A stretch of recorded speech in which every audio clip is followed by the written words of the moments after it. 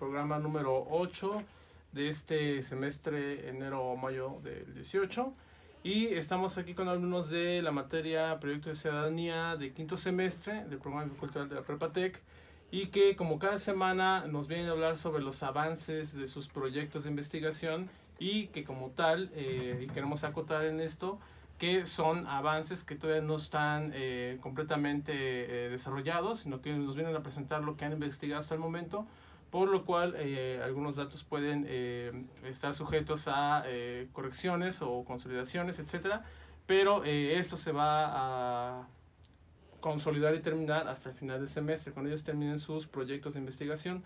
Y bueno, finalmente, como saben, este programa gira en torno a la Guerra Fría y a todos los temas y ámbitos que se derivan de esta durante los años 47 al 91, de este conflicto en todos los sentidos, en la mayoría de los sentidos, entre la URSS, representante del comunismo, y los Estados Unidos de América, representantes del capitalismo, y que, como ya lo hemos discutido varias veces, en este conflicto se ven involucradas muchas naciones del mundo, sobre todo del llamado tercer mundo en aquel momento, América Latina, Asia, África, y bueno, en menor medida Europa, porque finalmente son parte o protagonistas de esta lucha. Y Estados Unidos y la URSS van a tener esta batuta frente a todos los demás países. Entonces, hemos tratado temas culturales, sociales, políticos, pero el tema de hoy gira en torno al desarrollo tecnológico y científico que la misma Guerra Fría permitió, provocó, desarrolló y consolidó en algún momento. Y bueno, finalmente decimos que consolidó porque la energía nuclear sigue siendo, me parece, una de las energías más importantes hasta el momento. Pero para esto empezamos con nuestros alumnos. Si se quieren presentar, decirnos brevemente lo que nos van a platicar y empezamos. Muchas gracias, profesor. Mi nombre es Daniel, vengo con dos compañeras más y vamos a hablar efectivamente lo que comenta el profesor sobre qué avances tecnológicos nos dejó la Guerra Fría, que hasta el día de hoy son bastante útiles en nuestro día a día y marcan todos nuestros días. En específico nos vamos a centrar en las armas nucleares, ¿no? Esta carrera armamentista y también la carrera espacial, un poco vamos a hablar de eso, de cómo pues esas dos superpotencias competían en esos ámbitos para, pues ahora sí que para demostrar quién tenía más poder, ¿no? En cuanto a las armas o tecnologías, mejores científicos, más dinero, más poder. Uh-huh. Y vamos a comenzar hablando que en 1954 se funda la primera central nuclear en Rusia. Se usaba para propósitos de energía. Próximamente se destapa todo este hoyo pues en Cuba, ¿no? En la guerra de los misiles, y ahí es donde sale a la luz pues que ya se contaba con misiles de largo alcance, ¿no? De destrucción masiva y muchos avances tecnológicos, ¿no? Entonces quisiera darle la palabra a mi compañera. Hola, bueno, yo soy Denise Ruiz y pues estoy muy feliz de estar aquí en otro programa de Roqueando la Historia. Como dice mi compañero, pues vamos a centrarnos en el tema de pues los programas de desarrollo tecnológico en el ámbito nuclear, específicamente durante la crisis de los misiles de Cuba. Buenas tardes, mi nombre es Alejandra y estaré hablando con todos ustedes acerca del tema que ya mencionaron mis compañeros anteriormente. Y el día de hoy tendremos la compañía de nuestro queridísimo profesor Hugo Samuel Valderrábano. Adelante, profesor. Hola, ¿qué tal? Buenas tardes, gracias por la invitación. Pues precisamente... Profe, antes de empezar, si nos puedes dar un breve currículum de tu trayectoria profesional, académica, etcétera, y ya para empezar de lleno. Claro que sí. Por favor. Bueno, pues en lo particular, egresé de 2009 en la carrera de la licenciatura en Historia por parte de la FES Zacatlán, de la UNAM. Fui miembro de la Sociedad Mexicana de Historia y Arqueología durante aproximadamente 5 años. Y bueno, mi especialidad es el armamento prehispánico, el México prehispánico como tal, las representaciones iconográficas de la sexualidad en los códices nahuas. Y últimamente, bueno, con base a las investigaciones que he hecho para poder desempeñarme en la docencia, me he especializado tanto en Revolución Mexicana como también en cuestiones armamentistas de la Guerra Fría. Excelente. Vale, pues empezamos con el tema. Claro que sí. Bueno, pues en lo particular creo que es importante señalar algo fundamental. Lo que va a definir el desarrollo de la Guerra Fría será la carrera armamentista, ¿sí? El temor constante por parte de ambos bloques para llegar a estar protegidos en caso de una amenaza militar y nuclear, ya hablando de una manera más franca, de una amenaza nuclear al momento de concluir la Segunda Guerra Mundial. Y creo que eso es muy importante señalarlo porque a partir de 1945, con el efecto que se vio de las dos bombas atómicas tanto en Hiroshima y Nagasaki, pues bueno, se vio la capacidad destructiva que había desarrollado Estados Unidos y que también de manera secreta iba a comenzar a desarrollar la URSS sin que Estados Unidos fuera consciente de tal amenaza. Sí, bueno, esto también, por ejemplo, nos damos cuenta de esta carrera por medio de la carrera espacial, que también la URSS y Estados Unidos, de verdad que estaban luchando mucho por ver quién podía ganar, pues por primera vez la posibilidad de ir al espacio, ¿no? Digamos. Sí, o sea que podemos aquí hablar como de dos líneas, ¿no? Una que tiene que ver con la energía nuclear y otra con la carrera espacial, ¿no? En términos científicos y tecnológicos. Bueno, en 1957 la URSS es el primero en conquistar el espacio, por así decirlo. Lanza el Sputnik 1 y nuevamente 2 años después vuelve a lanzar el Sputnik 2, ¿no? Sí. Eso marcó un parteaguas en cuanto pues a conquistar el espacio, o sea, algo que nadie había alcanzado, nadie había logrado. Y obviamente Estados Unidos después de la Segunda Guerra Mundial era una referencia de pues, el país más poderoso del mundo, ¿no? Por así decirlo, el que más dinero tenía y con su vida de consumismo, de excesos, pues ahora sí, de sobresaltar todo lo que ellos tenían. La URSS, por otra parte, ya había alcanzado el espacio, ¿no? Entonces ahí fue una confrontación bastante fuerte, ¿no? Desde ahí empezaron roces y llegó la tensión a tal grado de poder pues hacerse una guerra nuclear, ¿no? Como dice el profesor, ¿no? Siempre al borde de eso, ¿no? Así es, aquí podemos notar una cuestión importante que es, como bien lo dijiste, mientras Estados Unidos presume todo lo que tiene en términos económicos, la URSS tal vez no lo haga, tal vez sí, pero lo que sí hace es llegar a la luna antes, ¿no? Es decir, invierte mucho dinero en eso. Y bueno, eso es importante porque finalmente bajo este régimen comunista, bueno, pues las cuestiones que tienen que ver con los lujos y los excesos, pues son mínimas, ¿no? Digamos en términos de la sociedad. Y en cambio en Estados Unidos no. En Estados Unidos no, y finalmente lo que hace Estados Unidos es durante mucho tiempo presumir toda esta bonanza económica que tiene, y finalmente eso es lo que exporta al mundo, ¿no? Y lo que sigue exportando, y como bien dijiste, es una cuestión totalmente de consumismo, y que, bueno, ese consumismo finalmente lo tomamos como parte de nuestra libertad y parte de la democracia, ¿no? Es decir, somos libres en función de lo que tenemos y de la libertad que tenemos para comprar, ¿no? Entonces, como vivimos bajo un régimen capitalista desde hace mucho tiempo, pues para nosotros es totalmente normal, ¿no? Por eso nos cuesta mucho trabajo entender otras culturas, otros sistemas económicos y otros sistemas políticos. Claro. Bueno, y en lo particular, de hecho, algo que debemos de ubicar en todo este contexto y sobre todo en el contexto actual es que la carrera armamentista no se ha limitado, al contrario. Conforme hablaremos a continuación, veremos que Estados Unidos, la Unión Soviética desarrollaron un gran arsenal, pero ese gran arsenal, a pesar de que ya concluyó la Guerra Fría, sigue innovando y sigue diversificándose en distintas áreas, cuando en realidad, y eso es algo que no podemos negar, en realidad hay necesidades sociales más urgentes y sobre todo más nobles que el estar armados para una posible guerra. Exacto, por eso a mí se me hace tan interesante este tema, porque nos ha dado un gran paso para todo lo que somos ahora y las investigaciones que seguimos haciendo. Y bueno, nos vamos a ir a nuestro primer corte con la canción A Heart Rate's Gonna Fall de Bob Dylan, que también se nos hace que tiene mucho que ver con estos temas. Excelente, vamos al tema de la historia y con este tema sobre el desarrollo de la tecnología y la ciencia durante la Guerra Fría.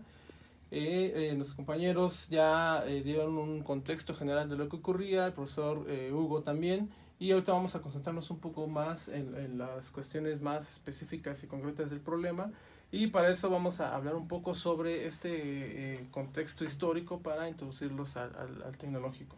Entonces, tenemos que a partir de la Revolución cubana de 1959, en América Latina surge el primer país satélite de la URSS.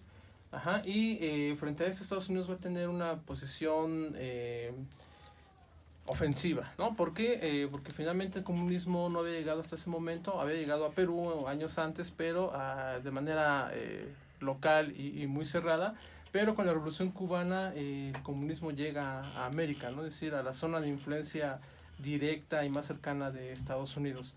Entonces, para eso hay que recordar que Cuba y Fidel Castro tardan 3 años para pronunciarse como un país comunista, es decir, Fidel Castro no tenía la intención de proclamar a una Cuba comunista, sí conocía el marxismo, el socialismo y demás, pero frente a toda la presión que ejerce Estados Unidos y más bien a la falta de apoyo estadounidense después de que Fidel Castro derrota a Batista, Castro no va a tener otra opción más que acercarse a la Unión Soviética. Y en 1962 este acercamiento lleva a relaciones diplomáticas con la URSS y finalmente Castro termina proclamándose como una revolución comunista, una Cuba comunista, y a partir de ese momento Estados Unidos inicia el bloqueo comercial contra los cubanos. Pero frente a este bloqueo solamente 2 países van a estar en contra. Uno, por supuesto, es la URSS, que va a comerciar con Cuba, y el otro país que va a tener esta negativa frente a la imposición del bloqueo económico va a ser México, ¿no? Gracias a la política exterior fuerte de aquella época mexicana.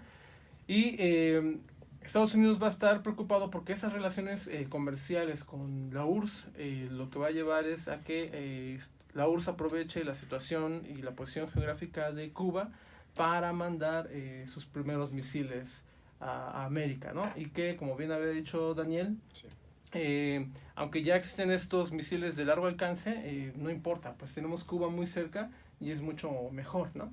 Entonces se viene todo este periodo conocido como la crisis de los misiles a partir de este año, pero para eso hay que recordar que a su vez Estados Unidos ya tenía un país satélite antes que la URSS en Cuba. Este país era Turquía, ¿no? Y desde Turquía los estadounidenses también van a tener algunas bases militares, y finalmente esto va a equilibrar nuevamente el poder bipolar en este momento.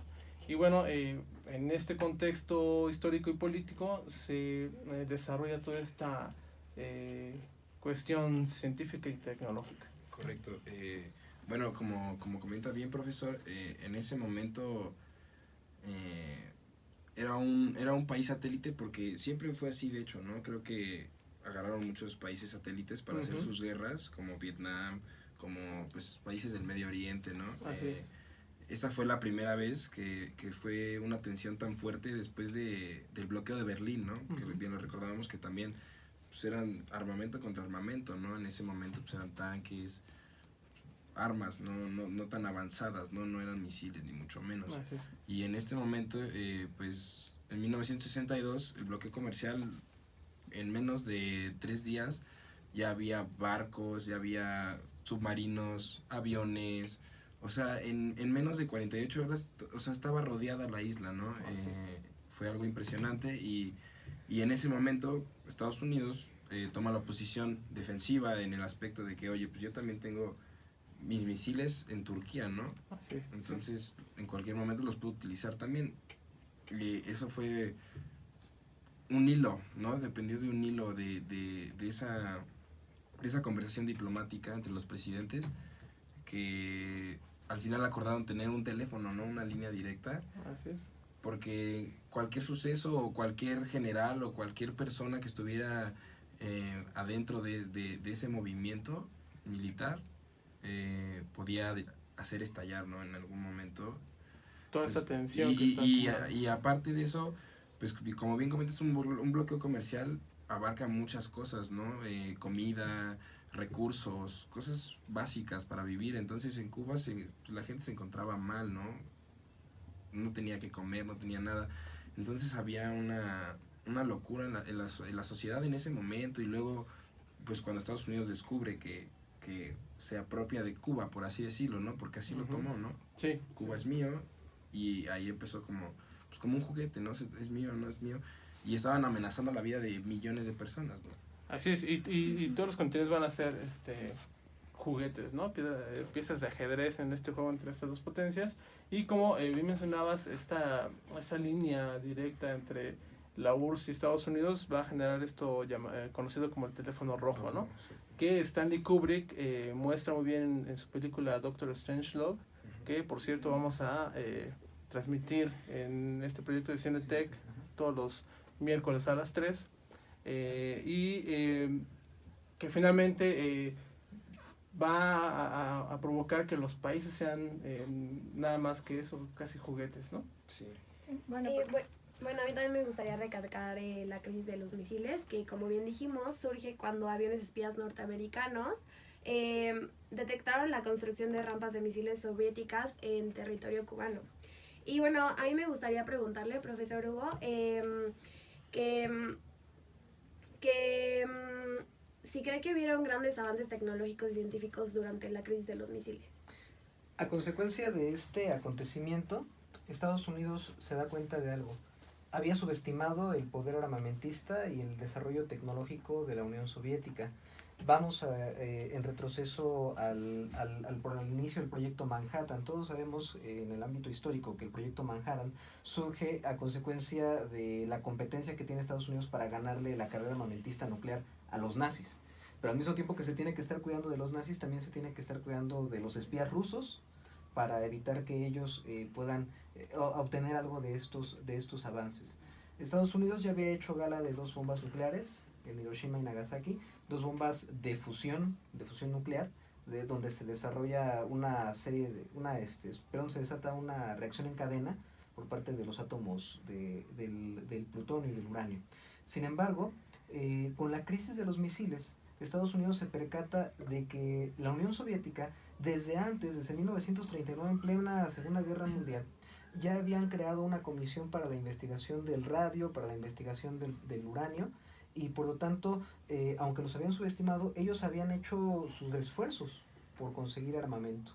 Y entonces, con esta situación, pues van a recrudecer la investigación tecnológica, van a enfocarse en otras aplicaciones tecnológicas que pudieran tener las innovaciones que estaban teniendo en ese momento, pero sobre todo para utilizarlas en el ámbito militar. Ejemplo, la carrera espacial. La conquista del espacio no tenía la intención nada más de ver quién era el primero que llegaba. No, era ver quién era el primero que llegaba, que colonizaba la luna, que colonizaba el espacio y que podía utilizar el espacio como un sitio para poder atacar a su rival. Al mismo tiempo, la Unión Soviética va a implementar otras medidas porque Estados Unidos, a consecuencia de la crisis de los misiles, va a implementar un monopolio de uranio en el mercado comercial tecnológico. Aclaro esto, en el caso de la bomba de plutonio que se había desarrollado en un inicio en Estados Unidos, como el plutonio que se obtiene de manera natural es muy inestable, se optó por el uranio, que es más estable, que no reacciona tanto y que no corre el riesgo de explotar antes de que sea detonada la bomba. Por lo tanto, Estados Unidos, sabiendo esto, va a monopolizar este material a nivel mundial y va a evitar que la Unión Soviética, quienes son sus competidores tecnológicos y militares, tengan acceso a ello. Por lo tanto, sí, la crisis de los misiles va a tener esta serie de consecuencias y van a buscar ambas naciones no solamente el crecer tecnológicamente, sino también armarse lo más pronto posible. Bueno, y hay que recordar que en el caso de la Unión Soviética, me corregirás, profesor, si son exclusivamente rusos los que inician estos proyectos de investigación en esta Unión Soviética, porque el caso estadounidense es que a partir de la Segunda Guerra Mundial y la diáspora judía, pues son muchos los judíos científicos que migran a Estados Unidos. Ajá. Y que Estados Unidos va a utilizar en sus proyectos, ¿no? El caso de Albert Einstein, no sé, no propiamente judíos, pero sí alemanes, que son los que van a emigrar y que van a aportar todos sus conocimientos para el desarrollo científico de los Estados Unidos. Mientras que en la Unión Soviética me parece que son pues básicamente soviéticos, ¿no? Y también va a haber algunos nazis que fueron perdonados en los juicios de Nuremberg, o que escapando de los juicios de Nuremberg se aliaron tanto con dictadores no solo de Latinoamérica, sino también con políticos de la KGB para poder ocultar su identidad y continuar con su investigación tecnológica. Eran infiltrados, ¿no? Y era una guerra por medio de todos lados, ¿no? Sí. Pero bueno, nos vamos a ir al corte. ¿Qué canción sigue? Escucharemos a Sting con su canción Russians, que fue lanzada en 1984 y nos habla principalmente de la temida guerra nuclear. Así que abran sus oídos y disfruten de esta bella pieza. Gracias. Durante la Guerra Fría, hasta este momento tenemos algunas posiciones sobre este mismo desarrollo, cuáles son las dos líneas por las que se va, que es, ya dijimos, la energía nuclear y por otro lado la carrera espacial. Y mencionamos también ya un poco cuál es el contexto en el que se desarrolla todo este proceso. Y les doy la palabra a mis compañeras. Bueno, para empezar quisiera decir que bueno, esta canción la pusimos porque de hecho, por su nombre, que se llama Russians, nos podemos dar cuenta de que sí, nos habla de la temida guerra nuclear, que bueno, esta cuando más fue peligroso, digamos, fue en octubre de 1964, cuando la tensión comenzó por parte del presidente John F. Kennedy, que descubrió las instalaciones de la URSS que que pretendían un ataque nuclear en Cuba. Y bueno, cualquier ataque nuclear por parte de Cuba sería interpretado como un ataque a la Unión Soviética y sería respondido con muchas consecuencias. De la misma manera, ¿no? Claro, y pues todo el mundo vio venir el desastre que estaba por venir hasta que el 26 de octubre los soviéticos ofrecen retirar los misiles a cambio del compromiso secreto de no invadir a Cuba o apoyar cualquier invasión a la isla, así como la retirada de los misiles en Turquía. Ahora, es importante aquí hacer notar que para ese momento ya no está Stalin como líder de la Unión Soviética, llega Nikita Khrushchev, que tiene una política exterior totalmente distinta al régimen stalinista, y que finalmente Nikita Khrushchev empieza con esta política de acercamiento hacia los Estados Unidos para tratar de evitar esto. Finalmente Cuba en este momento fue usada, ¿no? En términos políticos y diplomáticos. A Fidel Castro no le quedó otra opción más que tomarla, porque finalmente tenía que ser reconocida como una nueva Cuba después de la revolución, y bueno, finalmente los únicos que lo reconocieron fueron los soviéticos, ¿no? México también, pero finalmente la economía fuerte en este momento pues era la Unión Soviética.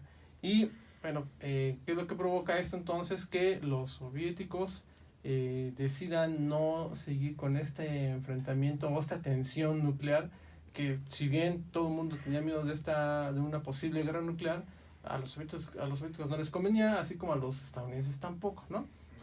¿Por qué? Y ahorita vamos con algo que mencionó Daniel hace un momento sobre las consecuencias de toda esta tecnología, porque todos sabemos que es una economía de guerra la actual, ¿no? Desde ese momento también, y muchos alumnos preguntan a veces, sobre todo en los primeros semestres, ¿habrá una tercera guerra mundial, profe, etcétera? Y pues no, o sea, finalmente ha habido muchas guerras chiquitas desde la Segunda Guerra Mundial, a partir de la Guerra Fría. ¿Por qué? Porque finalmente genera y mantiene una economía basada en el armamento. Claro, obviamente al invertir en la guerra tienes que tener muchos elementos, como pues que es lo segundo más apreciado o lo que más vale en este mundo, pues el petróleo, ¿no? Uh-huh. Entonces obviamente necesitas mucha mano de obra, y en la guerra es cuando pues los países del tercer mundo, por ejemplo México, se llamó el milagro mexicano, ¿no? Como la guerra beneficia a México monetariamente, comprándole petróleo, comprándole muchos recursos que se ocupaban. Pero ¿a costo de qué, no? Siempre esa es la pregunta, ¿no?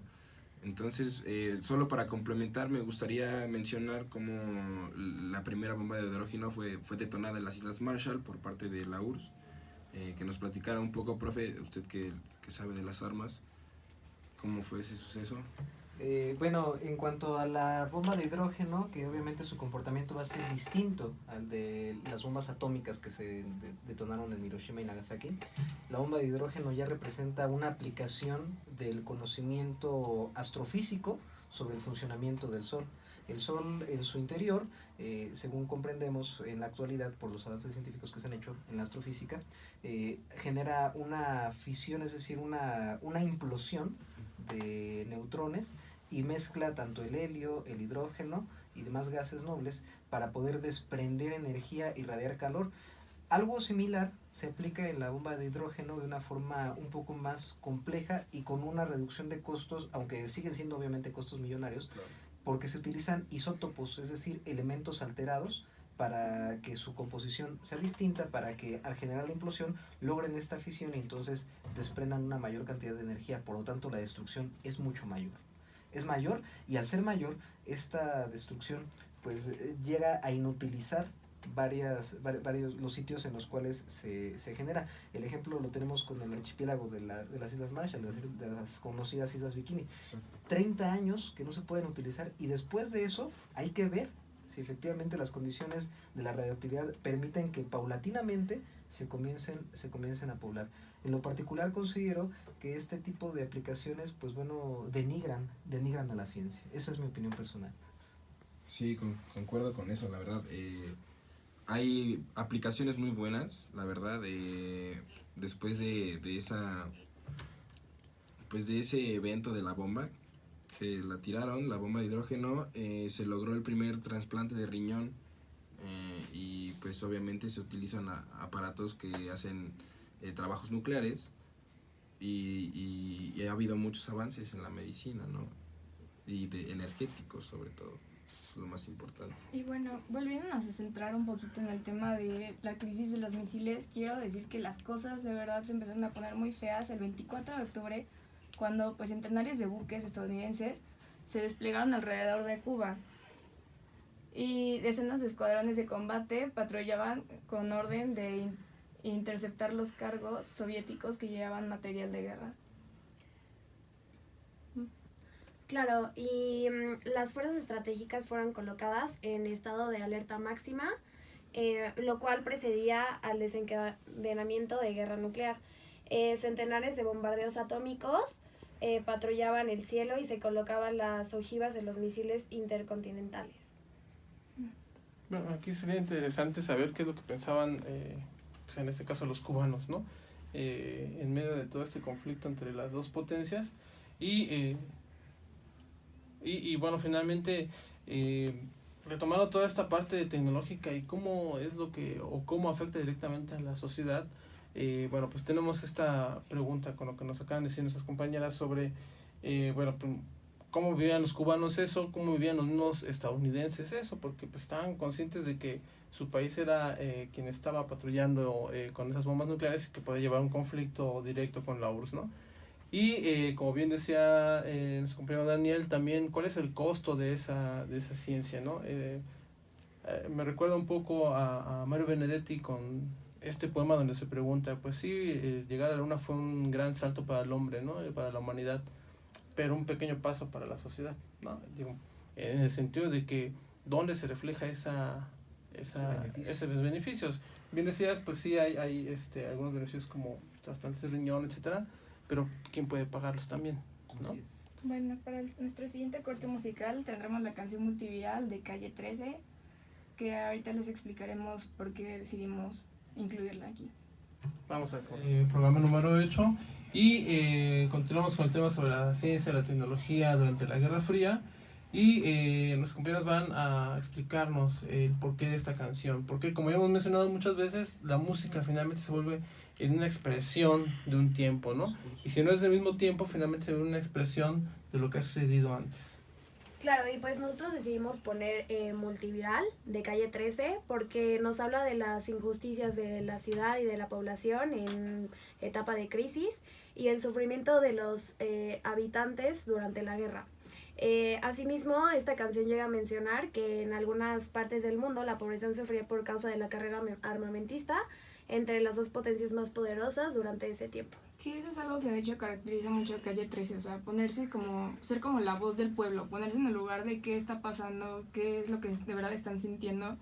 Por eso muchos se les hace que sus letras son muy duras, como tal vez ahorita nos dimos cuenta, pero pues es que dicen la verdad, o sea, son realistas. Recalca la realidad, ¿no? Exacto. Sí, como Rage Against the Machine diría, en tiempos violentos necesitamos canciones violentas, ¿no? Y bueno, finalmente Calle 13 hace un contrapeso a todo este reggaetón puertorriqueño, ¿no? Sí, sí. Pero bueno, entonces continuamos con el tema y vamos a la cuestión social sobre, o el impacto social que tienen la tecnología en este contexto de la Guerra Fría. Claro, y bueno, yo quiero comentar que las bombas nucleares pueden crear gran mutación a la población y también afecta a la capa de ozono. Como bien sabemos, también esto es contaminación. Todo el humo que se alza para el cielo es un gran contaminante que empieza a dañar las capas de la Tierra, ya que esta es la que nos protege de los rayos del sol. Bueno, por lo tanto sí, en conclusión sí creo que es muy peligroso todo esto. Por eso había tanto temor a la guerra nuclear, porque sí sería como el final de los tiempos como los conocemos, yo diría. Así es, bueno, entonces, miren, casi nos acaba el programa, nos quedan unos cuantos minutos y me gustaría que finalmente se presentaran, dieran su conclusión y finalmente dejamos la palabra al profesor Hugo para que nos des también su conclusión sobre este tema. Bueno, en conclusión yo, como tú bien dices, la parte social, yo creo que es la parte principal, ¿no? Porque esta lucha de poderes se ha visto a lo largo de la historia siempre, ¿no? Desde hace miles de años, desde que surge la propiedad privada, yo creo, ¿no? Se da esta clase de lucha por el poder, ¿no? Eso es normal, pero el problema es que hoy en día llega tanto la tecnología que puede causar un gran impacto, ¿no? Positivo o negativo, ¿no? Exactamente, entonces yo creo que lo principal es la sociedad, nosotros como personas, ¿no? Cómo nos va a afectar en nuestra vida diaria a corto plazo y aquí entra la parte de la idea que te están plantando, ¿no? De lo que estás pensando. Imagínate, en ese tiempo Estados Unidos era anticomunista, o sea, lo que le implantaba a su gente por medio de la televisión, de la radio, de los juguetes que hacían, de los coches, de todo, o sea, todo eso implantaba como consume, y por otra parte, pues, el otro bloque totalmente polar, ¿no? A eso, era una guerra de ideologías, hubo muchísimas persecuciones religiosas, hubo muchísimas persecuciones de grupos, ¿no? Entonces, creo que crea caos en la sociedad a costo de poder adquirir algo material, ¿no? O la otra parte, ¿no? Al ser conservativos y todo ese tema. Entonces yo pienso que esto se sigue viendo hoy, es muy evidente, nos la pintan como que no pasa nada, ¿no? En todos lados, pero es evidente, lo vemos todos los días y creo que la Guerra Fría no ha terminado, ¿no? Sigue en ese aspecto del armamento y la guerra, pues sigue presente, ¿no? Sí, así es, sigue vigente. Bueno, y yo, Denise, en conclusión, creo que en general toda la Guerra Fría nos ha traído, pues, tal vez suene un poco mal, pero yo creo que nos ha traído muchas cosas positivas. Por ejemplo, todos los avances tecnológicos, nunca podríamos haber descubrido la energía nuclear, nunca hubiera habido tanta prisa por descubrir el espacio, de no haber sido por estos tiempos horribles de tensión, que claro, no digo que estuvo bien todo lo que le hicieron pasar a los habitantes de Cuba, o sea, sí creo que estuvo muy mal eso, pero creo que nos ha traído beneficios a la sociedad. Sí, son innegables, ¿no? Estos beneficios. Sí, claro. Así es. Usted, profesor Hugo, ¿qué nos puede dar en conclusión acerca de este tema? Yo considero que la cuestión tanto de la crisis de los misiles como en general la Guerra Fría solamente manifestó a nivel político la capacidad a la que puede llegar el egoísmo del ser humano. ¿Por qué digo esto? No puedo dejar de condenar el hecho de que se gasten cantidades millonarias de dinero en algo tan positivo como puede ser la energía nuclear, una energía limpia, una energía abundante para toda la humanidad, las aplicaciones que mencionábamos hace un rato entre el corte, que puede tener la medicina nuclear para salvar vidas. y cómo fácilmente los gobiernos pueden voltear el rostro a otro lado y despilfarrar todo ese dinero en algo para dañar a la sociedad, habiendo tantas necesidades como por ejemplo hambrunas, enfermedades que pudieran curarse tan solo inyectándole más dinero al sector científico y médico, y sobre todo también el solucionar la calidad de vida que tenemos los seres humanos promedio. Entonces, lamentablemente sí me demuestra a mí esta serie de episodios que el ser humano es capaz de muchas cosas, pero por desgracia son cosas buenas, pero también las puede convertir en algo negativo y en algo que, como lo dijo un periodista francés en este episodio de la crisis de los misiles, termina en una serie de fanfarronerías, viendo quién dispara primero, cuando finalmente ambos tienen miedo porque sabían que si uno disparaba, el otro iba a regresar el ataque y ambos iban a ser destruidos. Entonces, todo esto hace que nos preguntemos al final, ¿por qué? ¿Para qué? No tiene ningún sentido habiendo tantas necesidades en el núcleo social que no se han podido atender. Bueno, y finalmente, ya para terminar este programa, pues quiero agradecerles a todos sus aportaciones, enfatizar nuevamente que son los avances que llevan hasta el momento y que posteriormente nos presentarán ya de manera o a manera de conclusión, y que, bueno, finalmente comparto la idea de ustedes sobre que este conflicto en realidad no se ha terminado en muchos sentidos, ¿no? En otros tal vez sí, como puede ser el ideológico, pero finalmente esta carrera sigue muy presente, ¿no? Recuerdo hace un poco más de un año estos misiles que fueron interceptados por Rusia, ¿no? Enviados por Estados Unidos, y que bueno, se quedó esa tensión se quedó ahí y no pasó más, pero que finalmente siguen, que finalmente los países ya no llamados tercermundistas, sino economías emergentes, como les llaman ahora, pero finalmente significan lo mismo, ¿no? Sí. Que siguen siendo manipulados por esas grandes potencias, ¿no? México desafortunadamente es un ejemplo de esta manipulación, pero como bien decía Daniel, le toca a la sociedad actual primero concientizarse de esa situación, y a partir de esa concientización tratar de transformar su propia situación, ¿no? Entonces, a manera de conclusión, pues es esto, que podemos utilizar y siempre de manera objetiva, como también nos decía Denise, ver las cuestiones tanto positivas como negativas, ¿no? Y bueno, eso es todo de mi parte. Agradezco a los compañeros que estuvieron aquí, Exxon y demás en controles. Gracias. En ausencia y sustituyendo en la medida de lo posible a la maestra Socorro Noriega, y a Rebeca y Estefanía y todos los que nos ayudan aquí en la grabación, porque es un trabajo bastante pesado para los brazos mantener las cámaras. Les agradecemos mucho y nos vemos y nos escuchamos el siguiente jueves. Hasta luego.